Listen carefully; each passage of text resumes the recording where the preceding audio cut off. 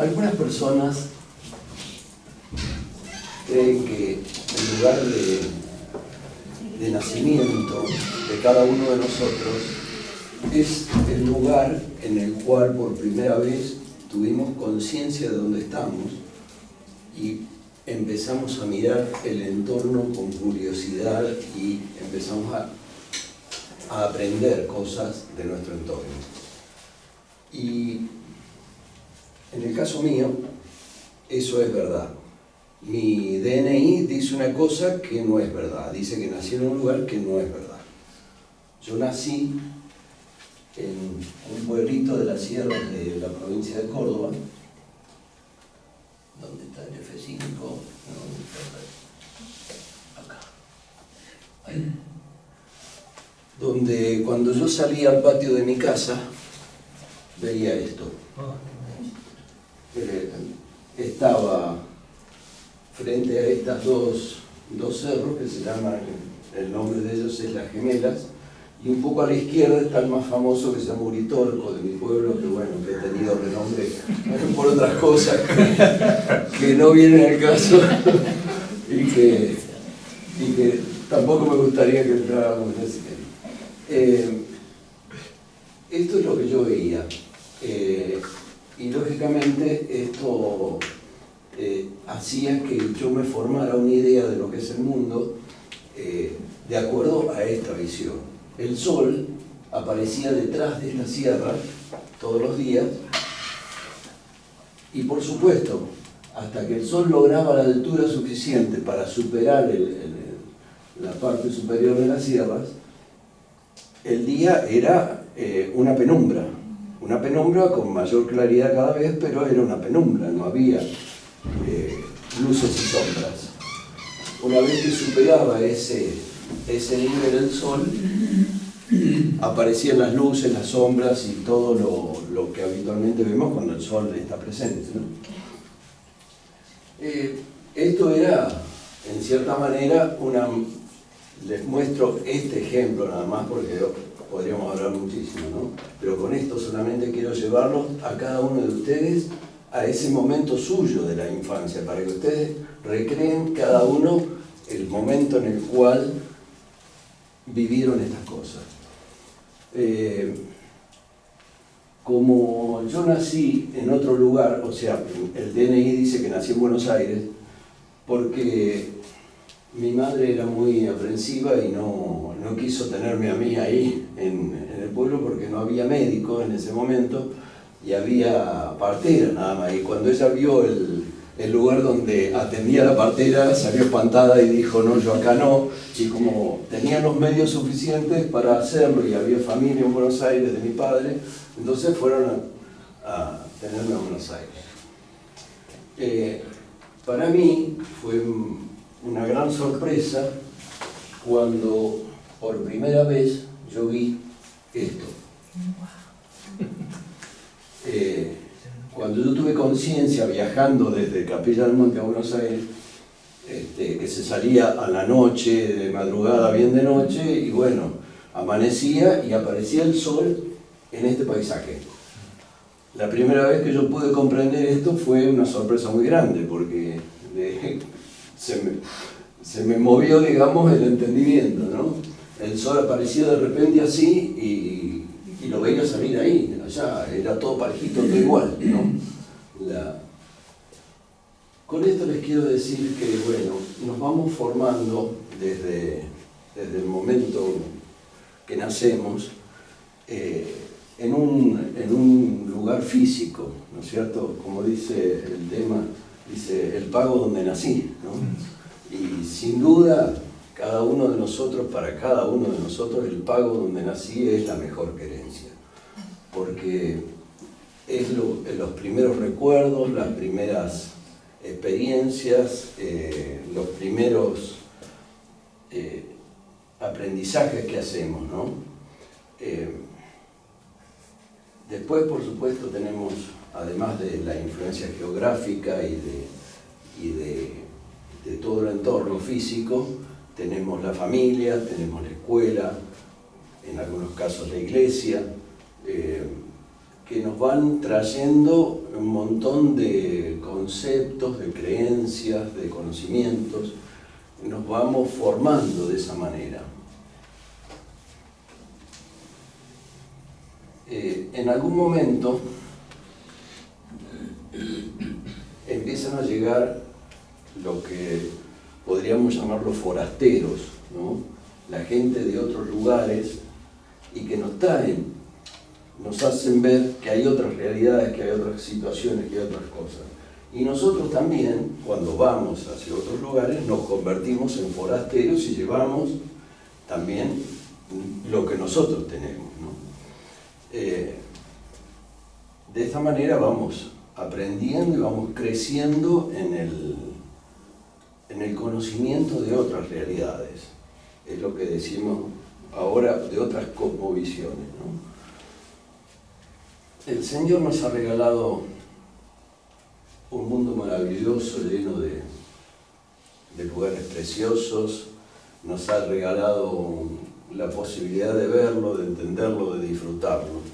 Y nos ha cubierto con este mundo que nos dio, nos cubre todas nuestras necesidades, todas nuestros deseos, cubre todo.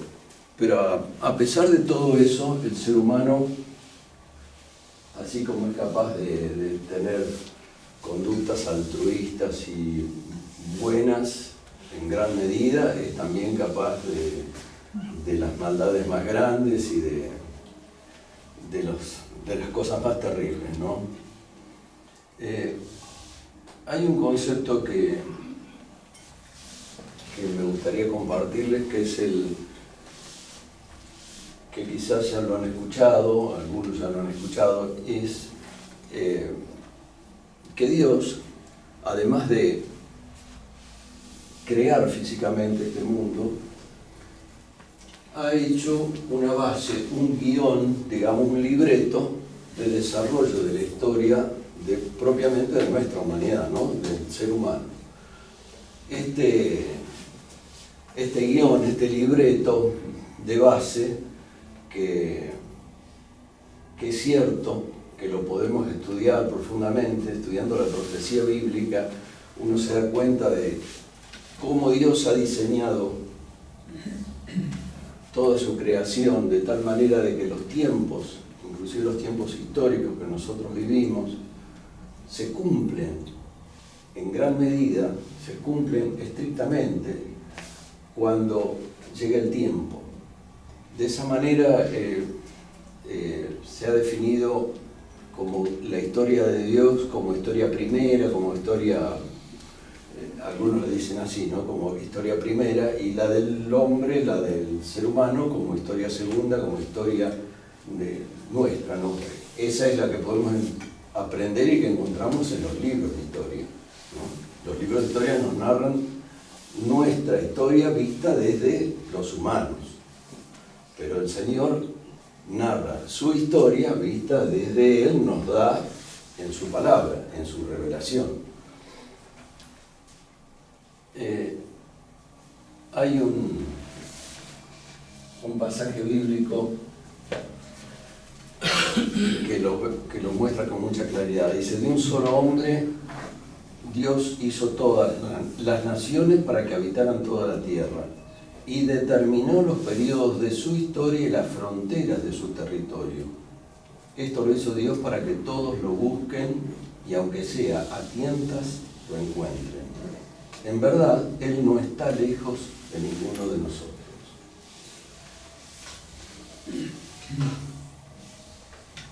Lo que les decía, en la revelación encontramos todo lo que el Señor ha previsto,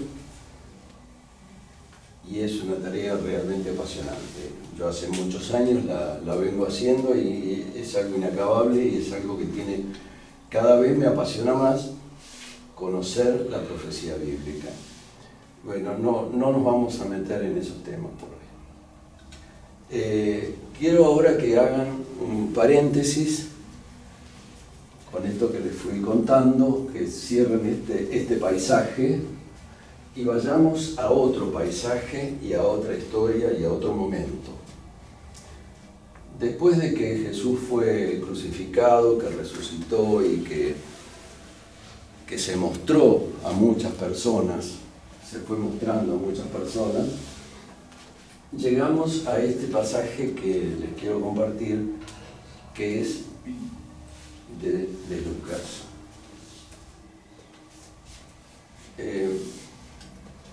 Se los voy leyendo como para que nos ambientemos y veamos el contexto. Dice, todavía estaban ellos hablando, ellos son los discípulos que habían terminado la pesca, Pedro y sus socios de su empresa pesquera. Dice, estaban hablando acerca de la resurrección de Jesús, ¿no? Cuando Jesús mismo se puso en medio de ellos y les dijo, paz a ustedes. Aterrorizados creyeron que veían un espíritu. Entonces, ¿por qué se asustan tanto?, les preguntó. ¿Por qué les vienen dudas? Miren mis manos, miren mis pies, soy yo mismo. Tóquenme y vean. Un espíritu no tiene carne ni huesos, como ven que yo los tengo. Dicho esto, les mostró las manos y los pies. Como ellos no acababan de creerlo,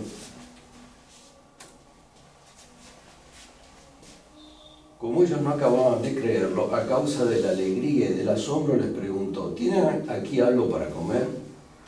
Le dieron un pedazo de pescado asado, así que lo tomó y se lo comió delante de ellos. Y luego les dijo esto, cuando todavía estaba yo con ustedes, les decía que tenía que cumplirse todo lo que está escrito acerca de mí en la ley de Moisés, en los profetas y los salmos. Entonces les abrió el entendimiento para que comprendieran las Escrituras. Esto es lo que está escrito, les explicó, que el Cristo padecerá y resucitará al tercer día. Me quedé volando.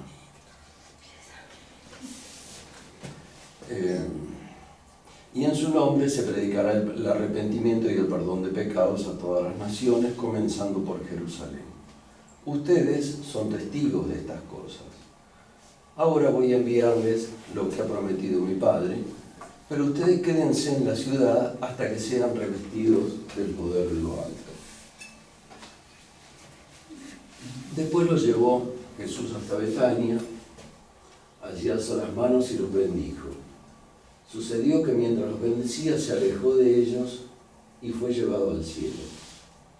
Ellos entonces lo adoraron y luego regresaron a Jerusalén con gran alegría y estaban continuamente en el templo alabando a Dios.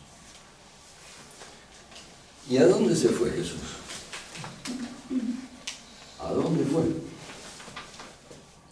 Dice la palabra en el Salmo 110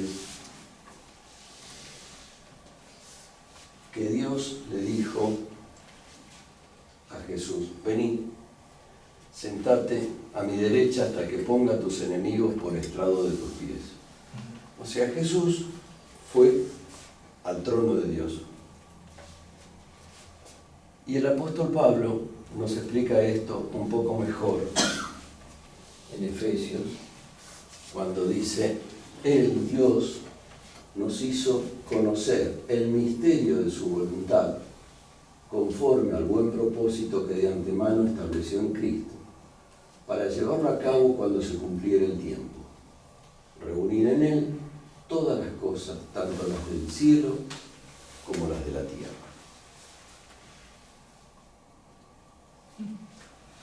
Bueno, ustedes se van a preguntar ahora, pues posiblemente estén preguntándose qué tiene que ver esto con la cosmovisión. Pero bueno, tengan un poquito de paciencia y ya se lo voy a ir contando.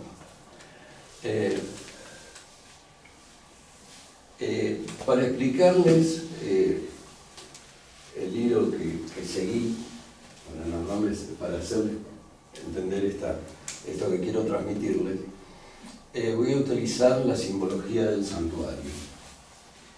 El santuario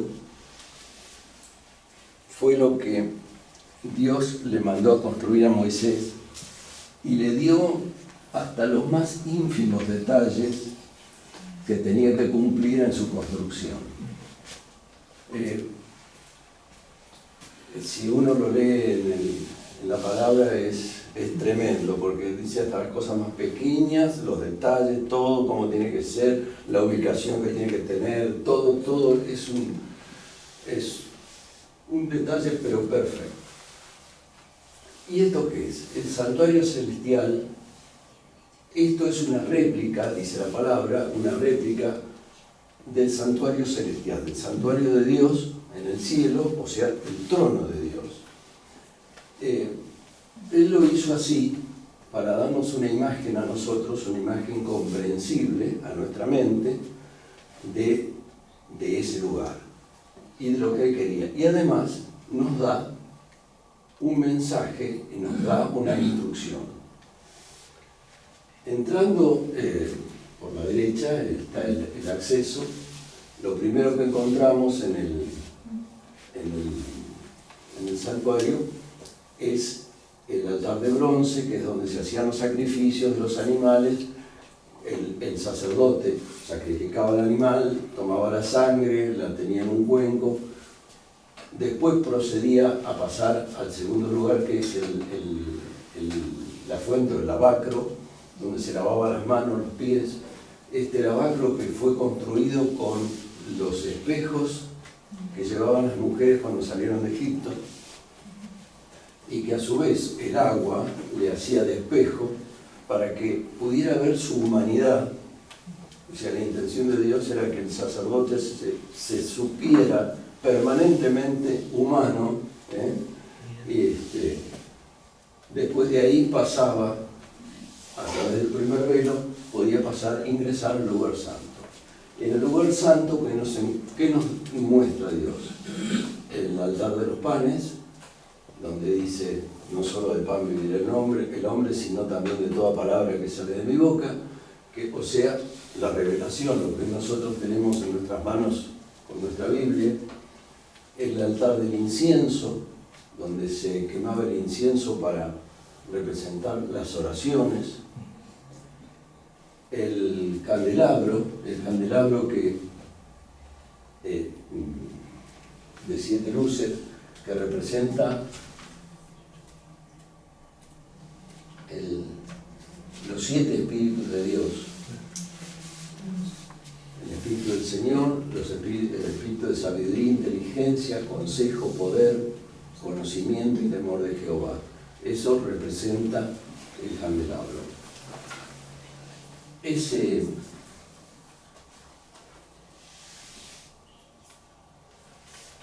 Que vendría a ser en la presencia de la luz de Dios que ilumina nuestra vida. Hoy decimos es el Espíritu Santo, ¿no? El sacerdote pasaba a continuación ¿cómo se llama no me sale la palabra? Que esparcía la sangre, la sangre del sacrificio la esparcía sobre el velo del lugar santísimo. Y ahí terminaban los rituales, digamos, los rituales diarios. Una vez al año, solamente una vez al año, el sacerdote ingresaba al lugar santísimo, donde está el arca del pacto.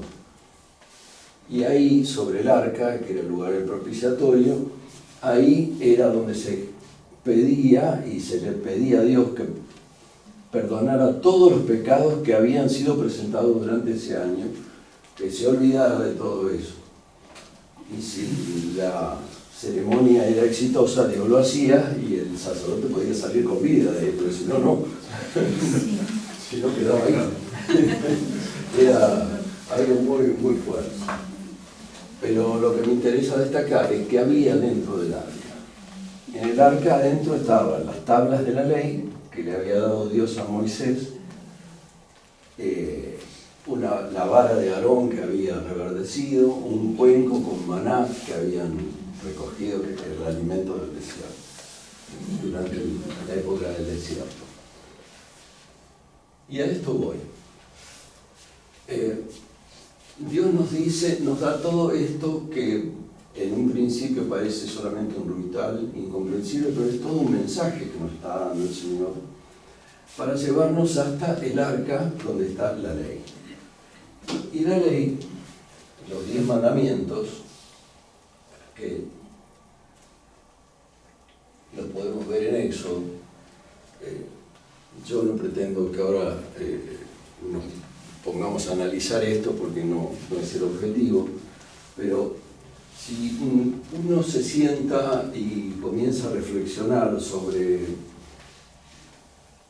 lo que Dios dijo en todo esto, en esto que nosotros le llamamos los 10 mandamientos, encontramos un conjunto de creencias, un conjunto de órdenes.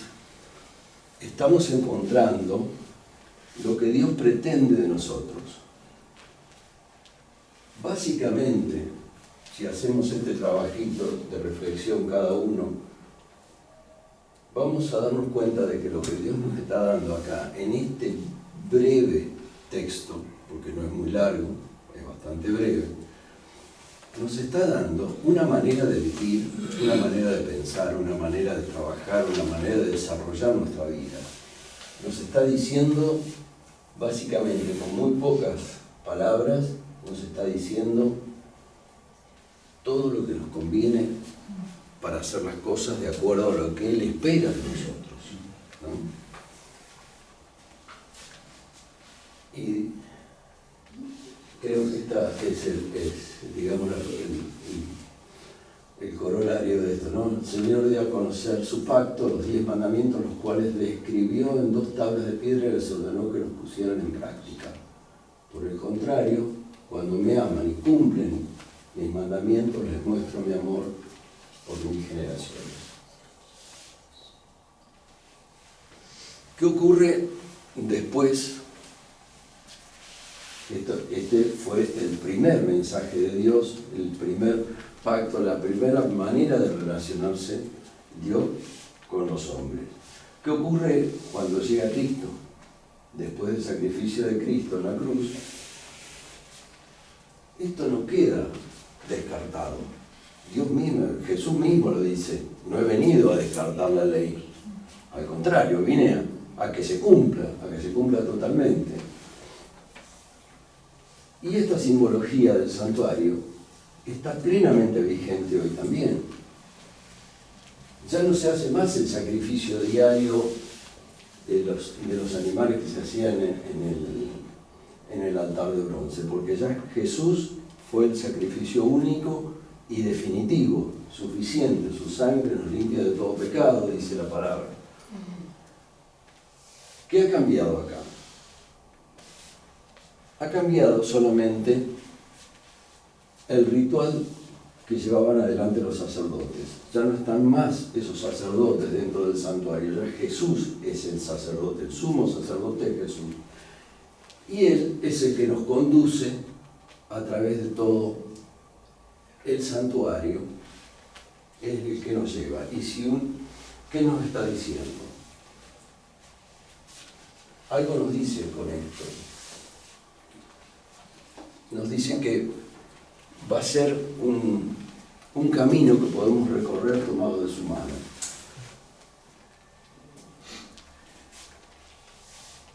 El camino del santuario tomado de la mano de Jesús es el mismo en realidad que hacían los sacerdotes antes en el antiguo pacto. Lo único que cambia es que ahora es Cristo el sumo sacerdote y es el único que recorre el santuario.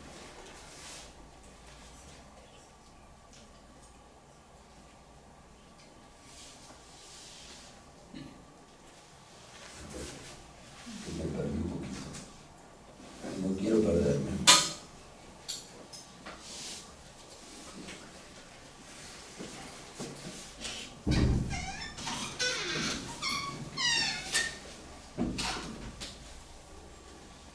Bien.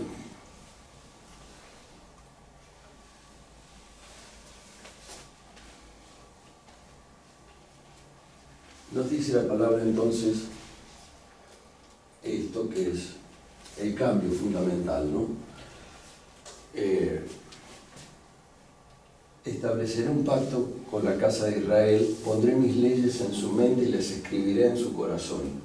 Yo seré su Dios y ellos serán mi pueblo, y nadie enseñará a su prójimo, ni nadie enseñará a su hermano, ni le dirá, conoce al Señor, porque todos me conocerán, desde el más pequeño hasta el más grande.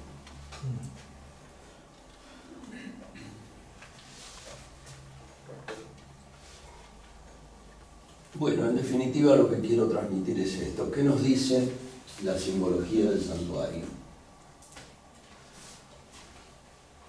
Nos dice que soy un pecador y que se ha hecho un sacrificio a mi favor para recibir el perdón de mis pecados. Que si creo en ese sacrificio y en quien lo hizo, puedo adentrarme en el santuario. Que si me bautizo, que vendría a ser el bautismo está representado por el lavacro, si me bautizo puedo avanzar, tengo acceso al lugar santo. En el lugar santo encuentro la palabra de Dios, las oraciones y el Espíritu Santo. Y que si me esfuerzo a través de conocer a Dios, a través de su palabra revelada, oro permanentemente, me ilumino con su Espíritu, puedo acceder al lugar santísimo. Y por último, si mi vida transcurre obedeciendo sus mandamientos, Él es fiel y justo y se olvidará de mis pecados. Este es el mensaje que nos está dando Dios, tanto en el primero como en el segundo pacto, ¿no?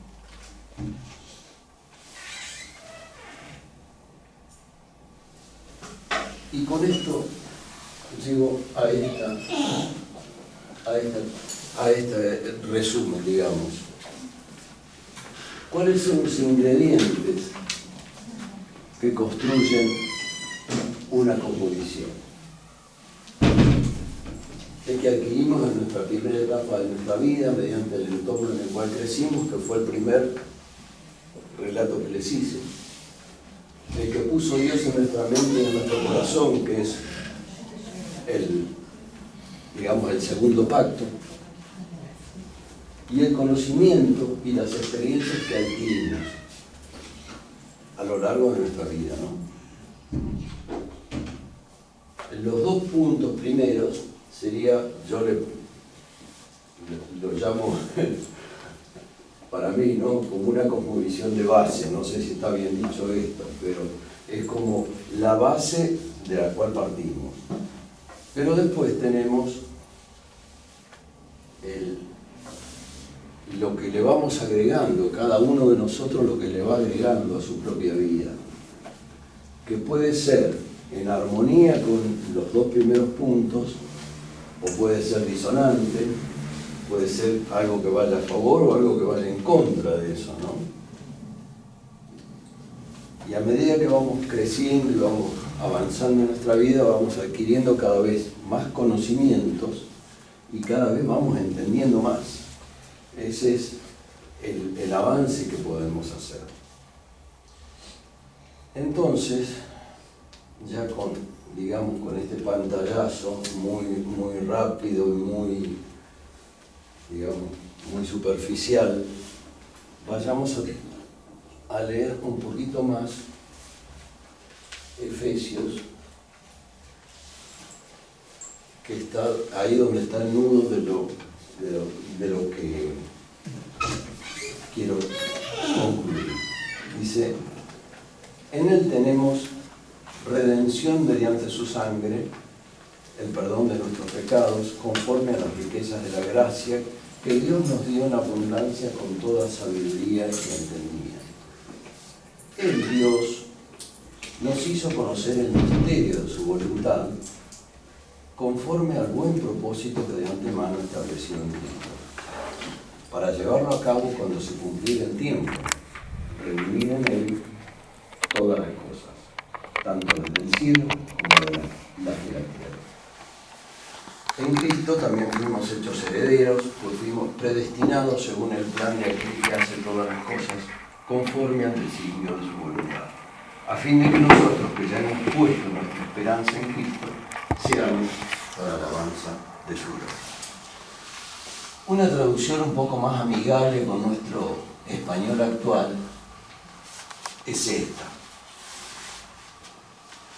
esto, digamos, un lenguaje, el otro es la nueva versión internacional, y este es quizás más amigable en la forma de entenderlo. Dice, esto sucedió porque Él nos dio a conocer el secreto de su voluntad, que había estado una vez oculto, pero que ahora es revelado, porque así le ha placido en su voluntad. Este secreto era un propósito que Él se había formado en su propia mente antes que empezara el tiempo, para que los periodos del tiempo fueran controlados y administrados hasta que llegaran a su pleno desarrollo. Un desarrollo en el que todas las cosas en el cielo y en la tierra sean reunidas en Jesucristo.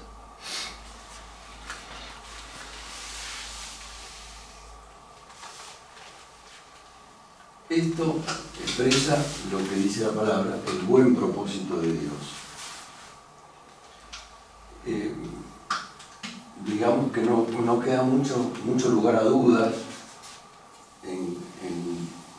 para entender lo que Dios realmente quiere de su creación y lo que espera de nosotros, ¿no? Como parte de eso.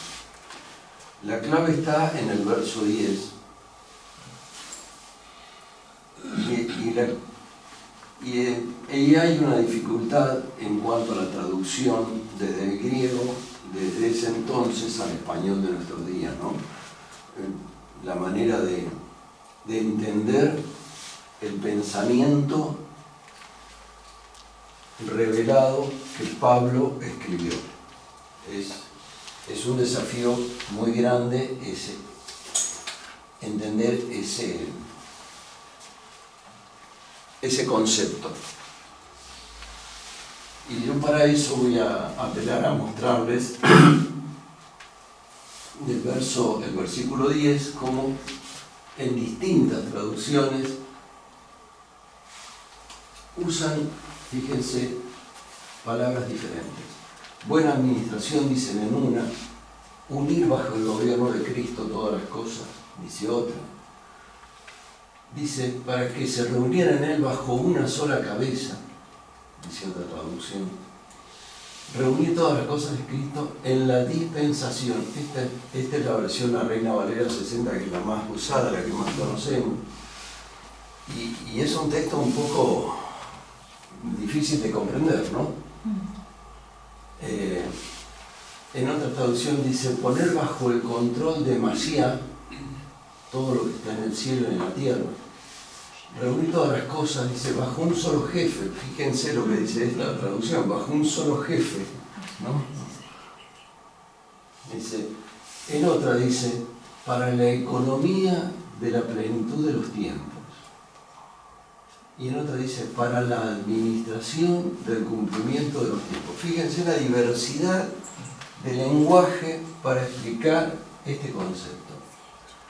La traducción literal del griego es esta. Dice, en la economía de la plenitud de los tiempos. Que también nos cuesta entender lo que dice, porque no es fácil entender esto. Y aquí viene el desafío de entendimiento. La palabra economía, que es la palabra del griego, la que se utiliza en el griego, se traduce en las distintas versiones como dispensación, administración, mayordomía, comisión, edificación, control. Esta palabra, economía, está formada por la conjunción de dos palabras,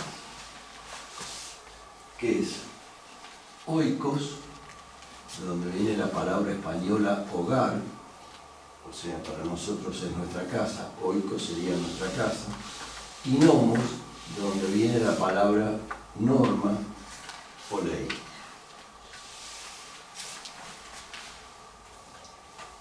O sea, oikonomía, economía actualmente, cuyo significado etimológico es la ley de la casa, sería una manera de entenderlo, la norma del hogar, es decir, la administración del reino.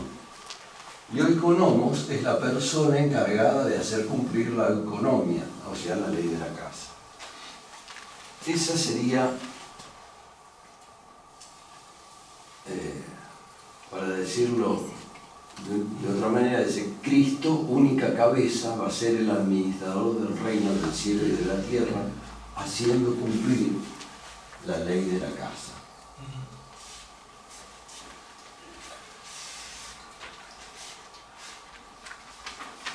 Cristo, única cabeza, va a ser el administrador del reino, del cielo y de la tierra, haciendo cumplir la ley de la casa, la norma del hogar.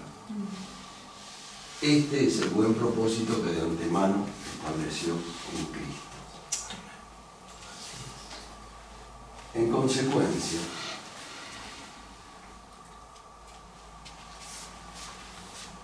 esto me parece sumamente importante. El destino final, la meta que propone Dios, no es la reconciliación, la redención, la salvación, sino que estos son los medios que Dios utiliza para recuperar al hombre y así cumplir su propósito.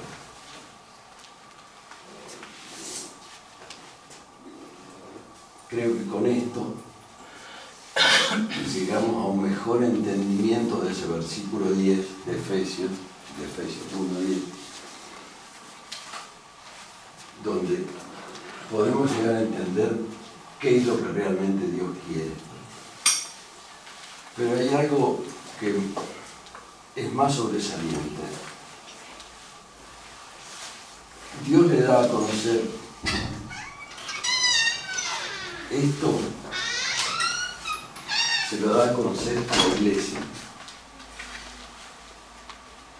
No se lo da a conocer a los sabios, no se lo da a conocer a la universidad, como decíamos recién, sino que se lo da a la iglesia.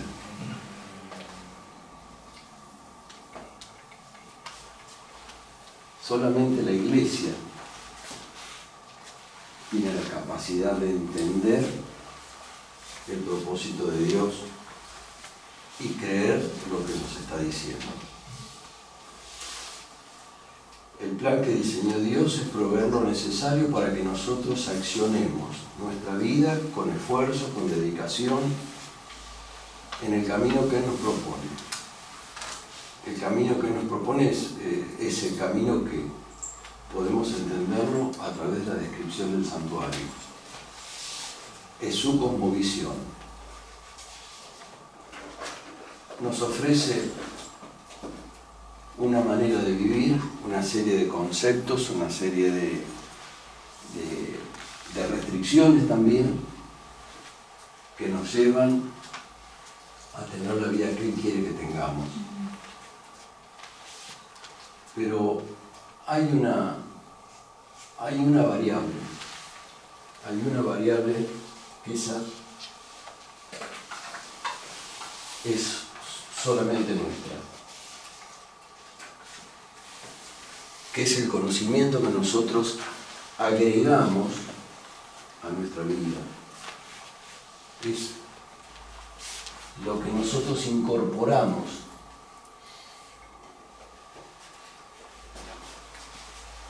más allá de lo que Dios nos ofrece en la revelación general, en la revelación especial de su palabra, la voz interna del Espíritu Santo que nos habla para que entendamos el conjunto de normas y creencias que constituyen su cosmovisión y que vivamos aplicándola para poder llegar a ser parte de su buen propósito. Y la variable esta es lo que nosotros vamos agregando a nuestra vida voluntariamente para elegir el camino correcto, ¿no es cierto?, para tomar las mejores decisiones, ¿no? Es el conocimiento, y este conocimiento que nos mejora, que nos hace entender y que eventualmente, ¿no es cierto?, nos da en algún momento algo de sabiduría. Ahora quiero hacer una pequeña reflexión, agregando un poquito más a lo que Víctor nos contó de su experiencia y de su paso a través de la universidad. Cuando nosotros observamos la creación, observamos nuestro entorno,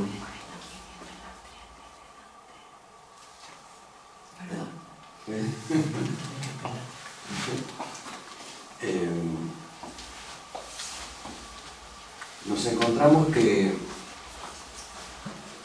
el entorno que nosotros vemos y desde que tenemos entendimiento, lo encontramos como un entorno ordenado, un entorno donde las cosas suceden con regularidad, ¿cierto? No es un entorno caótico. Nosotros tenemos seguridad en algunas cosas. Sabemos que después de la noche viene el día. Sabemos que si saltamos vamos a volver a caer a la tierra porque estamos agarrados por algo. Hay una fuerza que nos mantiene acá agarrados. Sabemos, tenemos un montón de certezas que nos da la creación que nos rodea. Y cuando vamos a la revelación especial, cuando nos sumergimos en la palabra de Dios, también nos encontramos que hay un orden, hay un mensaje de orden, de prolijidad, digamos, ¿no? Eso es lo que ha llevado a muchas personas, siempre, ¿no es cierto?, a todos, a preguntarnos cuál es la verdadera verdad, cuál es la verdad total, ¿no? ¿Qué es esa incógnita que tenemos que no podemos comprenderlo, ¿no es cierto?, y no podemos tener una respuesta, digamos, superadora o completa. Y voy a traer también un pensamiento de esta autora que mencionó Rubén, Nancy Pearcey, que dice: desde tiempos inmemoriales la gente se ha aferrado al ideal de la unidad de la verdad. El universo mismo es una totalidad integrada y coordinada, y por lo tanto la verdad acerca del universo debe ser una totalidad integrada y coherente. O sea que el conocimiento nos tiene que llevar a comprender cada vez más esa totalidad. El tema es que durante la Edad Media había un montón de conocimiento disperso, comienza a ordenarse ese conocimiento, aparece la escolástica, que sería el germen de lo que después fueron las universidades. Y eso fue llevando a un ordenamiento del conocimiento, a un desarrollo del conocimiento y a un cuidado del conocimiento. Cuando nacen estructurados de esta manera, o sea, la columna vertebral era esta.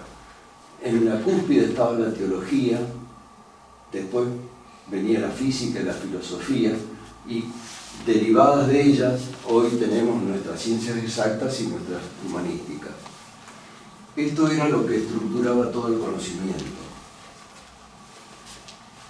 Esto, lamentablemente, después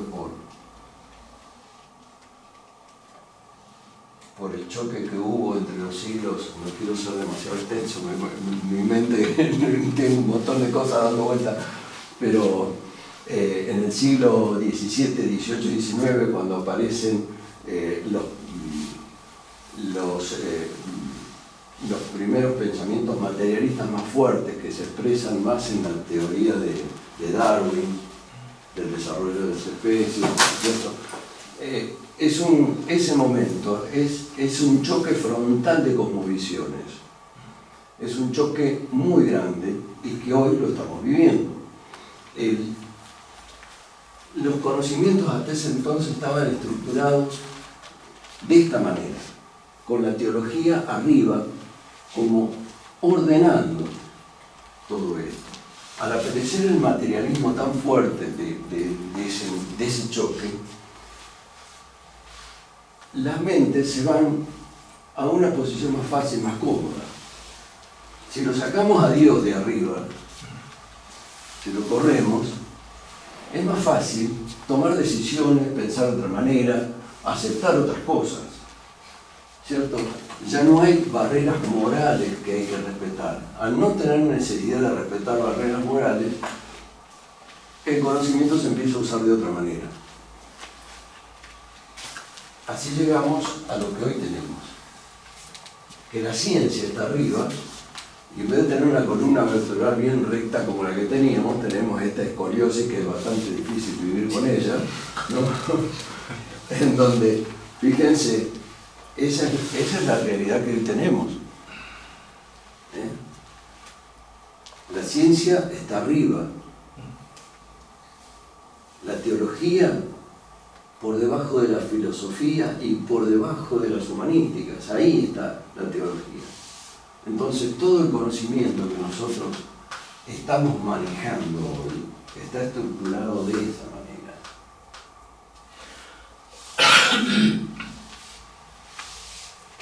Esto me hace pensar y me lleva a la conclusión de que la humanidad que está constantemente desafiando al Señor no va por buen camino, ¿no? O sea que la cosmovisión general que tenemos en el mundo no es la que nosotros pregonamos y no es la que nosotros queremos que sea, que es la de reunir todas las cosas bajo la administración de Cristo. Y bueno, así nos va. Que Dios lo bendiga. Les dejo un montón.